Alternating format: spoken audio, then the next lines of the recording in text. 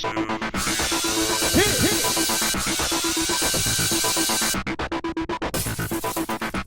guys, welcome to another recap of The Bachelor on the Wings of Love. Yeah, it's the final five. You know what that means. Next week is hometown dates. So the RVs are headed to San Francisco. And this week there's going to be 3 one-on-one dates and 1 two-on-one date. Who's going to be the 2 unlucky ladies? Well, Tenley had the first one-on-one date. And her date card read, "Let's get our love on track in San Francisco." So they had a personal trolley ride. Big deal. I finally think I figured out why her husband divorced her or cheated on her, because he couldn't take her baby voice anymore. I'm sorry, Tenley. I only mean that in the nicest way, y'all.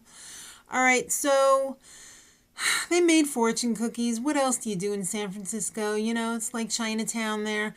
They had dinner at the Coit Tower. He grilled her about her divorce, and basically she passed the test because she was like, she didn't drag her husband under the ex-husband under the bus. She was basically like, "There's things I wished I had done." Yes, we know. Then she turned the tables and grilled him on what he wants out of marriage. And he answered correctly. So she basically said to him, though, pilots are cheaters. So what up with that?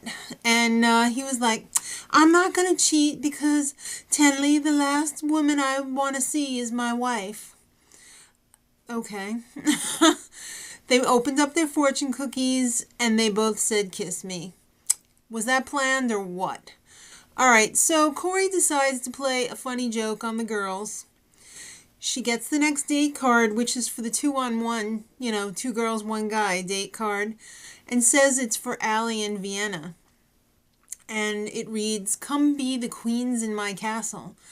Well, that touches off a whole verbal assault, because Allie is like, "I feel sick now." So that didn't sit well with Vienna, and then they found out that it was really for Gia and Vienna. But Vienna starts asking Allie, "Hey, WTF is going on with you, lighten up, B." So they get into it. They didn't really solve anything. Whatever. A trunk arrives full of clothing for the date, the castle date. And they get to pick through the clothes, which weren't that spectacular. It was kind of like a box from Goodwill. Maybe it got mixed up.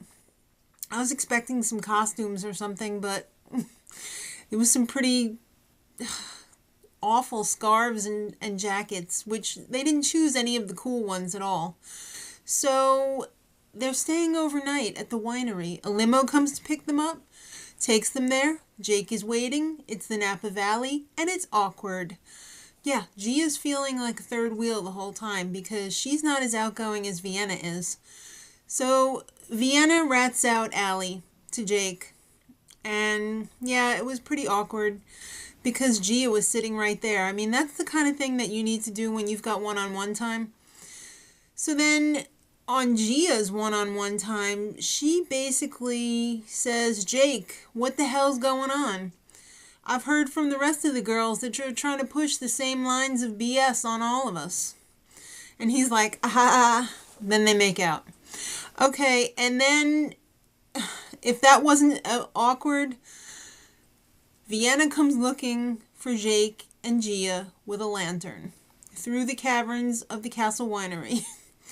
And the whole time she's all like, "Oh, I'm scared. Oh, I saw something."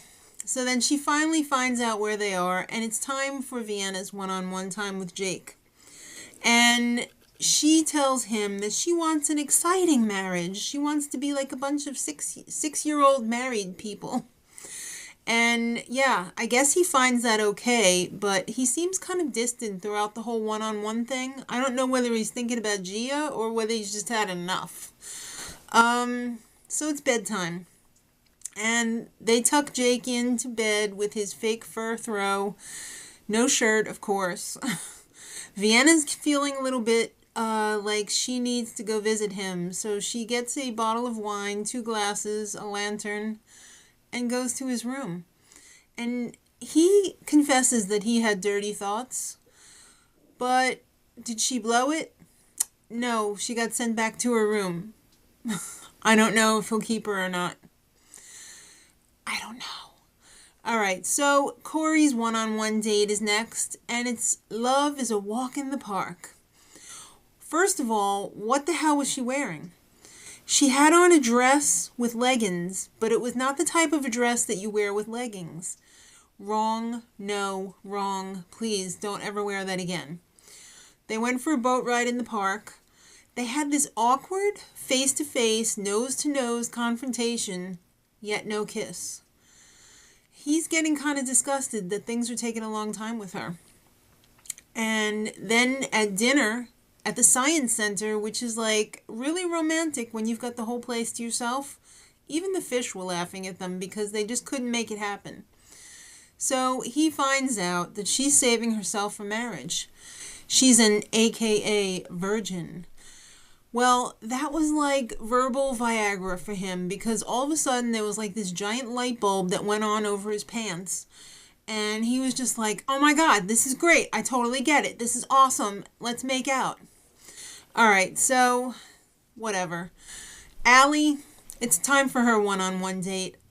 Let me put it right out there. I can't stand you, Allie. You're freaking annoying.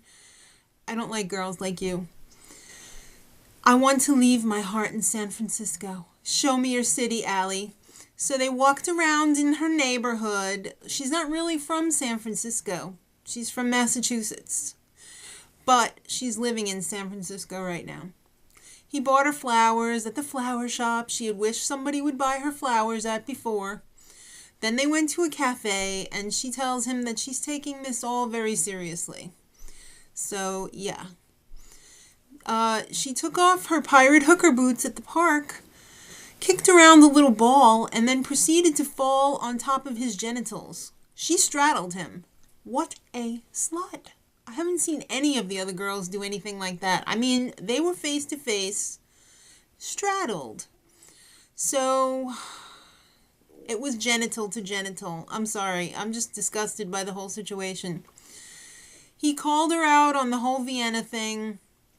Awkward. She basically hemmed and hawed about the whole situation. I don't think she fully answered herself. And then he convinced her to jump in San Francisco Bay with her pirate hooker boots on. They're ruined.